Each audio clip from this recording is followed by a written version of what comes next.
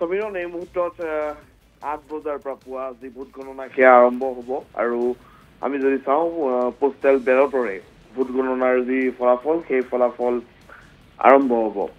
সমীৰণ বিহাৰৰ ৰাজনীতি গোটেই দেশৰ এই মুহূৰ্তত আটাইতকৈ চৰ্চিত বিষয় যে কোনে এইবাৰ বিহাৰত সেই হাঁহি মাৰিব ইতিমধ্যে আপুনি আমাৰ দৰ্শকসকলক জনাইছে যে বিভিন্ন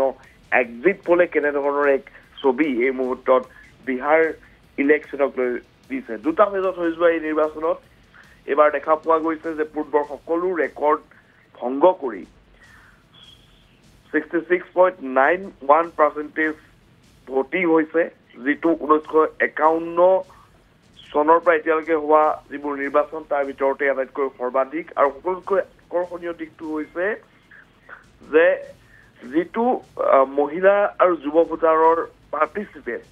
সেইটো এবাৰ যথেষ্টখিনি বেছি যিটো কথা বিভিন্ন সমীক্ষাসমূহে উল্লেখ কৰিছে এতিয়া প্ৰশ্ন হ'ল যে কোনে সেই খাই মাৰিব এক্সিট পোলে যিখন ছবি দিছে আমি যদি সেই ছবিখন মতেই ৰিজাল্ট আহিব বুলি ধৰি লওঁ তেনেহ'লে বিহাৰত আকৌ কপাল ফুলিব নীতিশ কুমাৰ আৰু এনডিএ মিত্ৰজোঁটৰ অৰ্থাৎ বিহাৰত পুনৰ এবাৰ মুখ্যমন্ত্ৰী হিচাপে হয়তো শপত গ্ৰহণ কৰিব নীতিশ কুমাৰৰ নেতৃত্বত এনডিএ মিত্ৰজোঁটৰ চৰকাৰে কিন্তু এই গোটেই বিষয়টো তেতিয়া বাস্তৱ হ'ব যদিহে এক্সিট পোল বিভিন্ন সংস্থাসমূহে যি এক্সিট পোল তেওঁলোকে দিছে সেয়া যদি সঁচাকৈ বাস্তৱত ৰিজাল্টলৈ ফলাফললৈ পৰিৱৰ্তিত হয় প্ৰশ্ন বহুকেইটা আছে সমীৰণ এইখিনিতে আমি যদি অকণমান ডিটেইল এনালাইচিছ কৰোঁ তেতিয়াহ'লে 2020 চনৰ বিহাৰ ইলেকশ্যনৰ যিটো ৰিজাল্ট সেই ৰিজাল্টটোলৈ যদি আমি যাওঁ তেতিয়াহ'লে দেখা পাম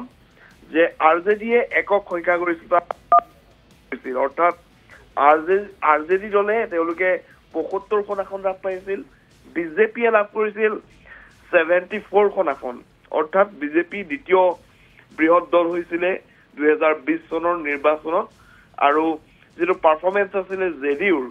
সেইটো একেবাৰে বেয়া আছিলে আৰু তেওঁলোকে যথেষ্ট কম পৰিমাণে তাত তেওঁলোকে আসন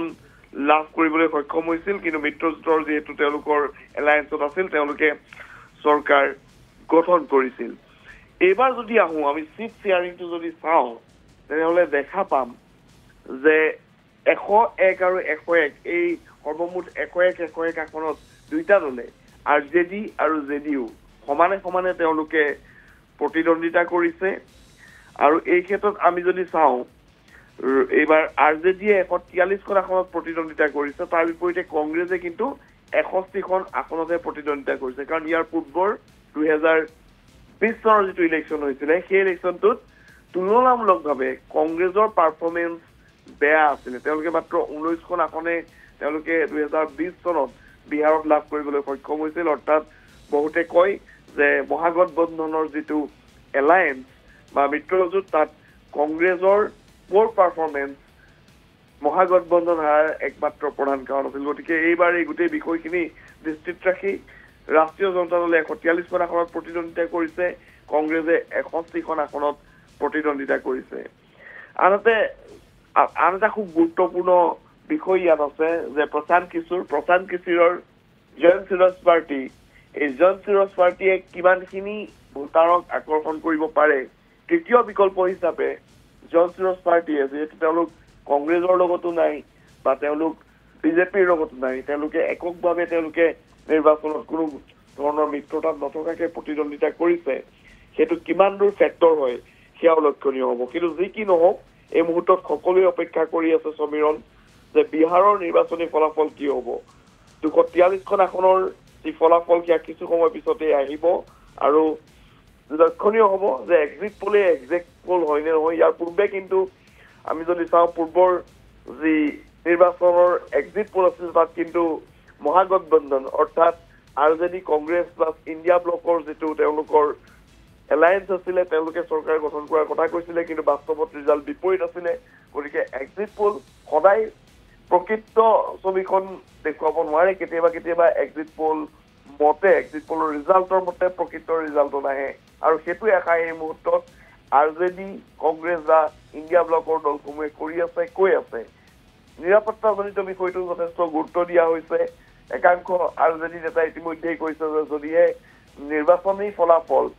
বিচৰা ধৰণে নহয় তেতিয়াহ'লে বিহাৰ নেপাল সদৃশ পৰিৱেশৰ সৃষ্টি হ'ব। গতিকে তেনে পৰিক্ষেত্ৰত ইতিমধ্যে বিহাৰ আৰক্ষীও যথেষ্ট সষ্টম হৈ আছে। তাৰ বিপৰীতে অন্য এটা বিষয় আছে যে এইবাৰ গোটেই যিটো নিৰ্বাচন সেই নিৰ্বাচনটোত কেনেধৰণৰ এটা মাইণ্ডছেট ভোটাৰে লৈ আছে কোনকেইটা বিষয় আপুনি ইতিমধ্যে উল্লেখ কৰিছে। SIR সেইটো এটা খুব গুৰুত্বপূৰ্ণ ইছ্যু আছিলে। দ্বিতীয় বিষয়টো আছিলে মূল্য বৃদ্ধি আৰু নিবনুৱা সমস্যা যিটো মহাগঠবন্ধনে লৈছিলে। এইদৰে ভোটাৰে কোনটো ইছ্যুক বিশেষকে NDA মিত্ৰজোঁটে